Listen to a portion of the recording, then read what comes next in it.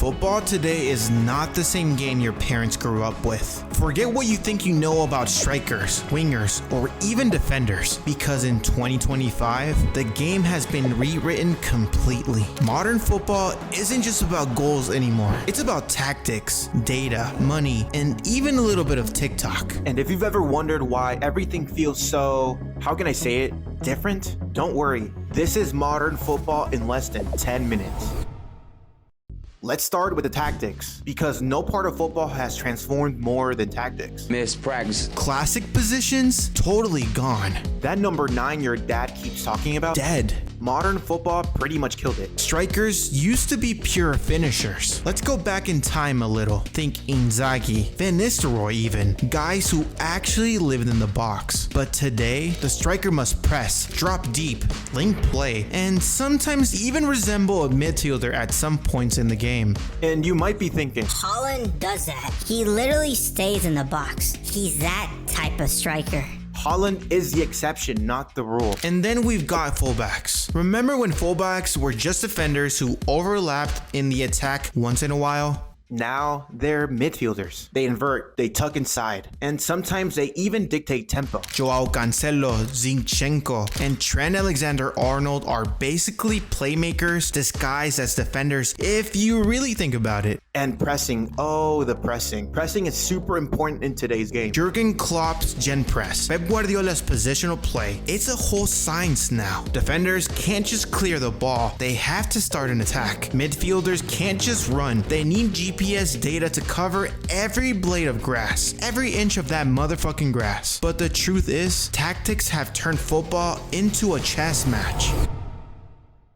But tactics alone don't explain why football looks so different today. Because modern football isn't just played on the pitch anymore. It's played on spreadsheets and laptops. Welcome to the data era. Clubs today don't just scout with their eyes. They scout with algorithms. Every pass, every sprint, every shot has a number attached to it. Expected goals, progressive carries, pressing efficiency, you name it. There's a stat for it. Those GPS vests players wear, they're not for show. They track how many kilometers a player runs, how many sprints, how much intensity. The data decides training loads, substitutions, and even contract renewals. And it doesn't stop there. Recruitment has become a data war. Brighton is a perfect example of this. They don't just find players on accident. They crunch numbers, track undervalued talent, buy cheap, and they sell high, extremely high. Moises Caicedo and Alexis McAllister and Mitoma are textbook data era products. Meanwhile, clubs that ignore the data, they overspend,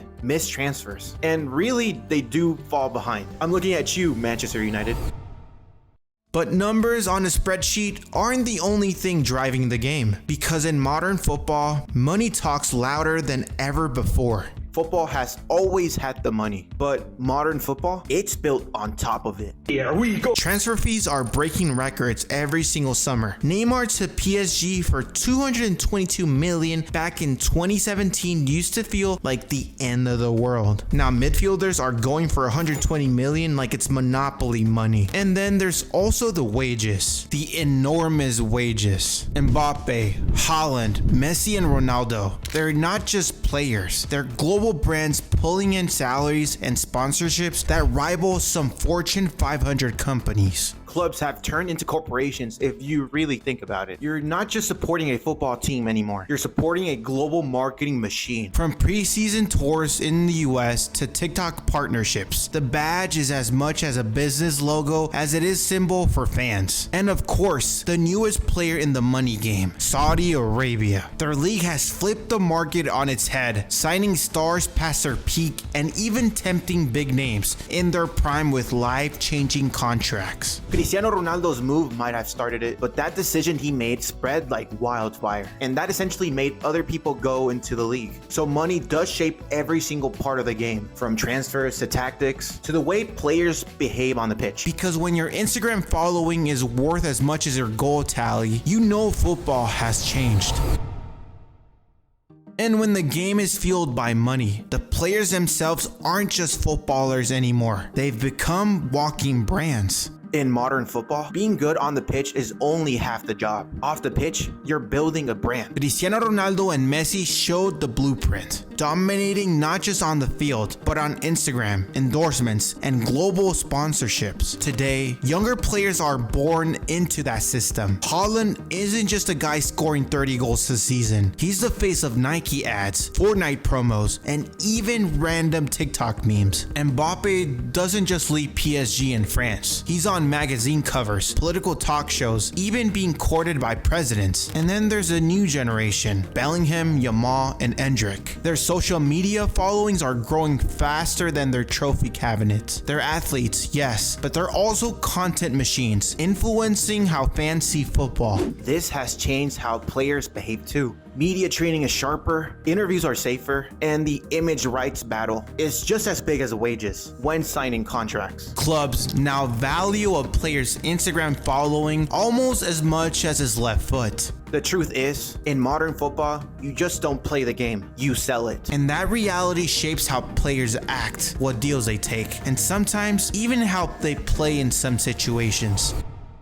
And it's not just the players who've changed, fans have too. Because in modern football, supporting a team doesn't look like it used to. Hear me out. Once upon a time, being a fan meant showing up at the stadium every week, singing chants, and buying a scarf outside the ground. But now, you can be a die-hard fan without ever stepping foot in your team's city. Twitter debates, TikTok edits, live watch-alongs. You're in the game even if you're thousands of miles away. This has made football more global than ever. A kid in Indonesia can argue about Arsenal in the same way a guy from North London can. A Real Madrid preseason game in Houston can sell out faster than a La Liga fixture in Spain. But it also means that the fandom is noisier, faster, and sometimes pretty harsh. Memes can end a player's reputation in a night. And inside the stadiums, the culture has shifted too. Ticket prices, tourist crowds, corporate boxes. They've changed the match day atmosphere. Ultras still bring the fire, but sometimes it feels like the heart of football has moved from the stands to the timeline. And the truth is, fans aren't just consumers of the game anymore. They're part of the product. The memes, the watch parties, the global debates. That's as much modern football as the 90 minutes on the pitch, even if you might not think so. If the fans have changed, then so has football's home, because the game isn't local anymore, it's global. In the past, supporting a club usually meant living near the stadium, your city even. But today, Manchester United has more fans in Asia than in Manchester. Real Madrid shirts sell out faster in New York than in their own country of Spain. Preseason tours in the US, Asia, and the Middle East aren't just warm-ups. They're strategic marketing campaigns.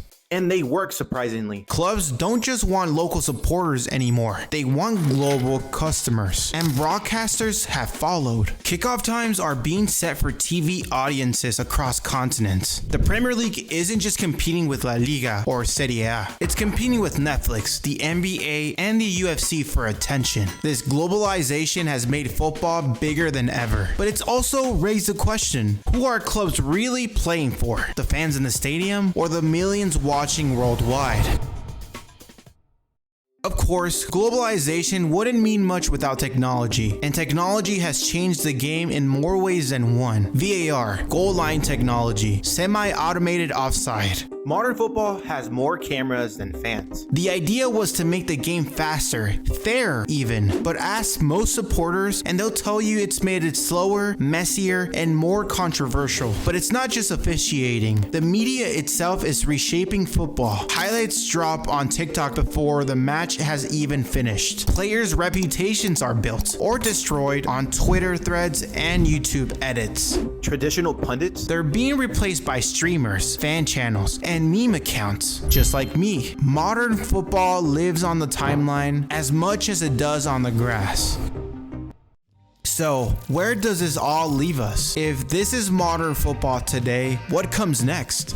The truth is, football might get even crazier. AI is already scouting players, predicting injuries, and helping managers plan tactics. The Super League? It's failed once, but I don't think those billionaires gave up on that idea. Fixtures are piling up. International tournaments, expanded World Cups, new Champions League formats. Players are being stretched thinner every year. At some point, something has to break. But football has always survived. It's bigger now than it's ever been, and it will keep growing. So I'm not worried about that. But the only thing I'm worried about is, will the game still belong to the fans or to the people selling it to them? This is modern football explained in 10 minutes. Now, If you want to explore what male pretty privilege looks like, click the video up above or down below. So yeah, that's pretty much it. If you guys enjoyed the video, please leave a like, subscribe. Thank you guys so much for watching. You guys are amazing. I'll catch you guys on the next one.